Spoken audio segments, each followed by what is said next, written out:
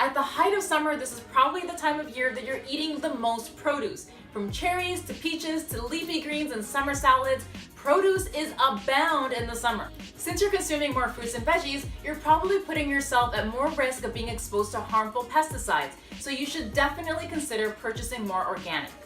Making the decision to switch to organic doesn't mean that you need to break the bank or take out a loan to buy produce, okay?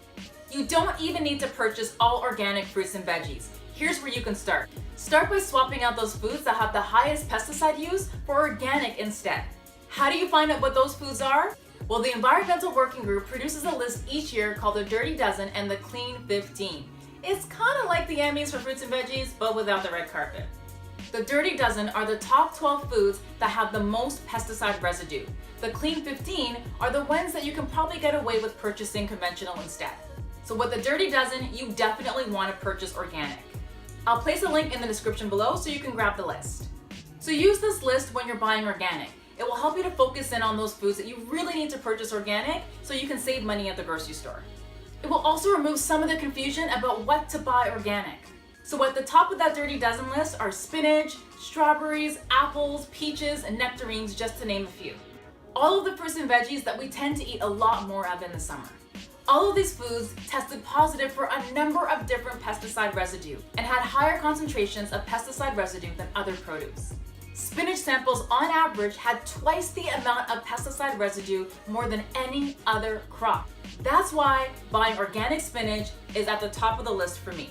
So the one that I like to buy is PC Organic Spinach. Now, PC is not endorsing this video in any way. This just happens to be the one that I really like to buy, and I also like the price point as well. I find that the price point of this organic spinach is pretty close to the conventional spinach.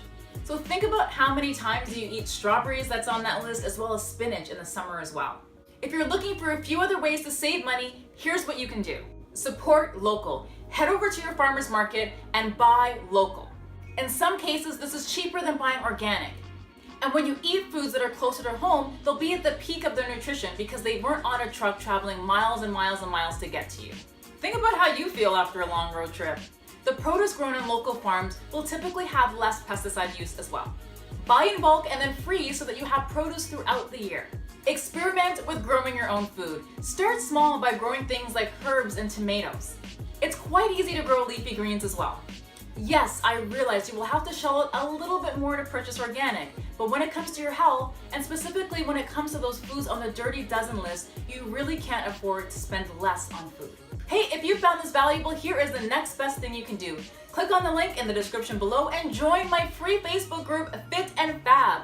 You will learn all about how to create healthier eating habits without the overwhelm and frustration. Thanks for watching.